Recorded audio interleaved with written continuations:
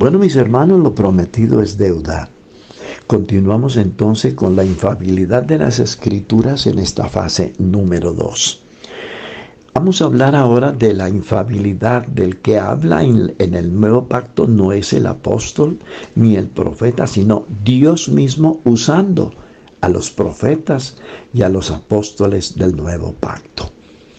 Miremos el capítulo, vamos a mirar el San Mateo capítulo 1, 22. Todo esto aconteció para que se cumpliese lo dicho por medio del Señor, por medio del profeta. San Mateo 1, 22. ¿Cómo habló por boca de sus santos profetas que fueron desde el principio? San Lucas 1, 70. Porque el mismo David dijo por el Espíritu Santo. Marcos 12, 36. En los evangelios, no diría que en los evangelios porque no hay evangelios, el evangelio es uno solo, sino que los 4 evangelistas hablaron siendo inspirados por el Espíritu Santo. En el nuevo pacto la palabra de Dios sigue siendo infalible. No fueron los profetas, no fueron los apóstoles, no fueron los discípulos, fue que hablaron de su propia estirpe ni de su propia convicción. Fue Dios el que los usó como usó a los patriarcas en la antigüedad. Los apóstoles también dieron su testimonio de la perfección de las Escrituras del antiguo pacto. Por ejemplo, Pablo dijo de la ley que era santa y el mandamiento santo, justo y bueno. Romanos capítulo 7, verso 12. El escritor de la carta a los hebreos consideraba a la palabra de Dios como viva y eficaz, llegando aún a juzgar hasta nuestros sentimientos y más profundos pensamientos. Hebreos 4:12, como ya lo mencioné. Santiago describe la palabra como la perfecta ley de la libertad. Santiago 1, 22 y 25. Él consideró su completa autoridad cuando produjo esta advertencia. ¿O pensáis que la Escritura dice esto en vano? Santiago 4:5. Entonces, la palabra de Dios no viene en vano. Cuando yo predico, una de las cosas que debe tener el predicador bien presente es que cuando él se para frente a un conglomerado a predicar la palabra de Dios, debe tener la convicción, no de él, sino que esa palabra va a operar el corazón de los pecadores y se van a arrepentir. Los pecadores, cuando oyen la palabra de Dios, la verdadera palabra de Dios enviada del cielo, se arrepienten, se convierten, se bautizan en el nombre de Jesucristo, reciben la promesa del Espíritu Santo, reciben los dones y reciben el fruto de Dios. Entonces, el predicador debe tener la convicción de que Dios va a usarlo a él para usar la palabra y predicar el evangelio. Y cuando se predica la palabra de Dios, los pecadores se arrepienten. Los demonios se largan, las enfermedades son quitadas, los paralíticos se levantan, los ciegos reciben la vista, los sordos reciben el oído, los paralíticos se levantan, los que están descarriados vuelven a los pies del Señor, porque esta palabra tiene poder, porque es la palabra del Señor. ¡Qué precioso es esto! El escritor sagrado dice lo siguiente: yo testifico a todo aquel que oye las palabras de las profecías de este libro. Si alguno añadiere a estas cosas, Dios traerá sobre él las palabras que están escritas en este libro.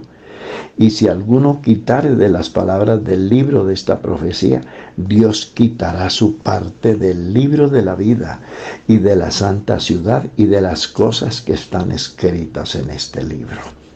De este modo, hacia el comienzo también de Deuteronomios 4:2, 12:32, nos profetizaron palabras que procedían directamente de Dios. Cristo confirmó específicamente todo el Antiguo Testamento. Él no encontró ni un solo error, ni una inconsistencia en él. Continuamente basó sus argumentos y exhortaciones en él mismo y en su palabra. Él declaró lo siguiente: ni una jota, ni una tilde pasará de la ley hasta que todo esto se haya cumplido. Esto lo encontrará usted en San Mateo 5:18. Discutiendo solo una palabra con los judíos, él dijo: la escritura no puede ser quebrantada. Jesús dijo: estas son las palabras que os hablé, estando aún con vosotros, que era necesario que se cumpliese todo lo que está escrito de mí en la ley de Moisés, en los profetas y en los salmos. Estas 3 secciones comprenden todo el Antiguo Testamento. Entonces, Jesús se refirió a muchas personas y eventos del Antiguo Testamento y de esta manera autenticó la autoridad de la palabra de Dios en el Antiguo Pacto. Entonces, debemos notar que en la siguiente lista Jesús puso también el sello de su aprobación. Sobre algunos de los más cuestionados eventos y milagros del Antiguo Testamento, él aprobó los relatos siguientes dentro del Nuevo Pacto. Escuche cómo dice la palabra del Señor. Creación del matrimonio en Mateo 19:5. El diluvio y el arca de Noé en San Lucas 17:26. O sea, que él viene confirmando esa palabra que se dijo en el Antiguo Pacto, la viene reconfirmando en el Nuevo Testamento.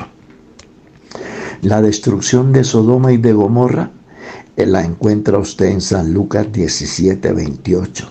La destrucción de Tiro y de Sidón en Mateo 11:21. La circuncisión llevada a cabo a los israelitas la encontrará usted en San Juan 7:22. La Pascua en Mateo 26:2. La ley en Juan 7:19. Los mandamientos en Mateo 19 versos de 7 al 9. Y todo lo que se dijo en el Antiguo Testamento, Cristo lo confirma en los diferentes estratos de los 4 evangelistas en el Evangelio del Nuevo Pacto. Ahora, la Biblia es una revelación original de la verdad cristiana. La Biblia es una revelación de verdades acerca de las cuales el hombre puede conocer no solo por lo que ella dice. El hombre se pregunta: ¿quién soy yo? ¿De dónde vengo? ¿Hacia dónde voy? ¿Qué de la inmortalidad?